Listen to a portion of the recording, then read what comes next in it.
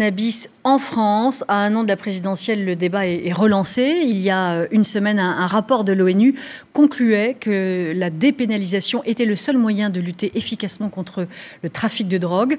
En Europe, un pays est observé de près, le Portugal. Depuis 10 ans, en effet, Lisbonne a choisi de décriminaliser l'usage de toutes les drogues. On ne va plus en prison, mais on est suivi de près par des soignants. L'enquête du vendredi est signée Peggy Mogé-Galendolz. Lisbonne, au cœur du quartier historique. Daniel s'apprête à fumer un joint, de la résine de cannabis. Une scène ordinaire ici. S'il ne se cache pas, c'est parce qu'il sait qu'il ne risque pas grand-chose. Car au Portugal, depuis 2001, consommer des stupéfiants n'est plus considéré comme un crime. Mais la police ne baisse pas la garde pour autant.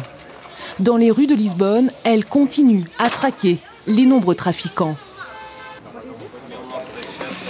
This is cocaine.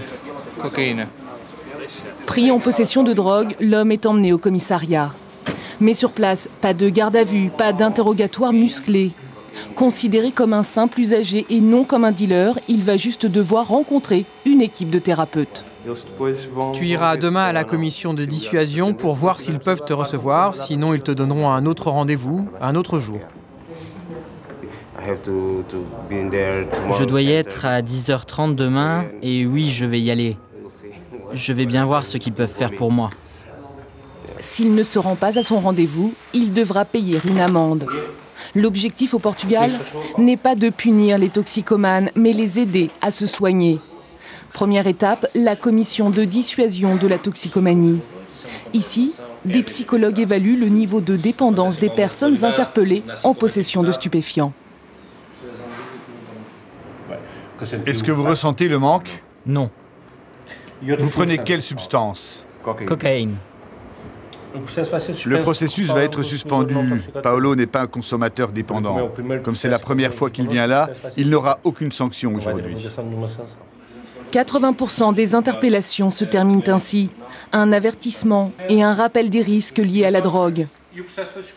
Les autres, les plus dépendants, vont se voir proposer un programme de sevrage entièrement gratuit. Dans ce centre, 1500 toxicomanes sont suivis chaque année. On y distribue notamment de la méthadone contre le manque. Je viens ici depuis 2000. J'étais dans la rue et j'en suis sorti en prenant de la méthadone. C'est bien car j'ai pu trouver du travail. Définitivement mis à part l'idée qu'ils puissent être des criminels ou des délinquants.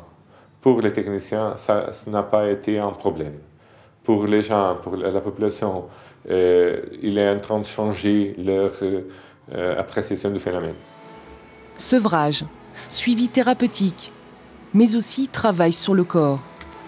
Grâce à cette cure, 9 toxicomanes sur 10 arriveraient à décrocher. Pour obtenir ces bons résultats, le Portugal investit chaque année 75 millions d'euros. Un budget 2 fois plus important que celui de la France, pour une population 6 fois moindre. Les coûts du système carcéral, les frais de justice et de police ont baissé significativement. Et ceux de la santé en parallèle n'ont pas augmenté dans les mêmes proportions. Globalement, on économise de l'argent avec ce système par rapport à avant. 10 ans après la loi qui dépénalise l'usage des stupéfiants, le Portugal n'est pas devenu, comme le craignaient ses opposants, un narco-État. Bien au contraire, sans parler de miracle, la consommation de drogue est ici l'une des plus basses d'Europe. Reste à savoir si la crise économique et l'arrivée toute récente de la droite au pouvoir ne vont pas remettre en cause tous ces efforts.